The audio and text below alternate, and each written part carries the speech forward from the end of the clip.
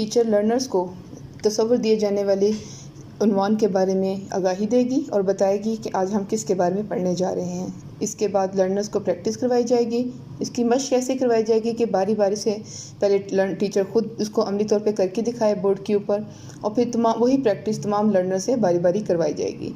इस प्रैक्टिस के दौरान टीचर इस बात को इंश्योर करे, यकीन दहानी करे इस बात की कि जो लर्नर्स हैं बारी बारी तमाम इसमें शामिल हों और इसको आकर बोर्ड के ऊपर लिखें भी।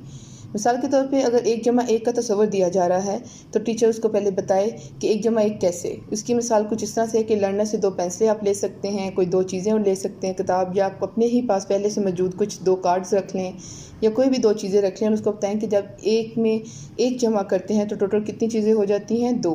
तो 1 को कैसे तहरीर करते हैं ये हम पहले सबक में बता चुके, अगर हैं नहीं तो फिर शुरू से हम बताएंगे कि 1 लिखते कैसे हैं, इसको बोलते क्या हैं। ये पेंसिल है, किसी और के पास भी पेंसिल है, ये पेन है, अच्छा ये है। तो ये कितनी पेंसिलें हैं और ये कितनी पेंसिलें, ये कितनी पेंसिलें हो गई, 2। आपका नाम क्या है जिसके पास पेंसिल थी? ये पेंसिल किसके पास थी? किरण के पास थी। और मैंने ये पेंसिल किससे ली? अच्छा, किरण के पास कितनी पेंसिलें थी? 1। और सिद्रा के पास कितनी पेंसिल है? 1। तो जब मैंने इन दोनों को इकट्ठा कर दो क्या हो गया? 2। इसका मतलब है जब 1 में 1 जमा करते हैं, ये अलामत किसकी है? जमा करने की। तो इसमें जब हम इकट्ठा करते हैं तो ये कितनी चीज़ें हो जाएंगी? 2। कितनी हो जाएंगी? 2।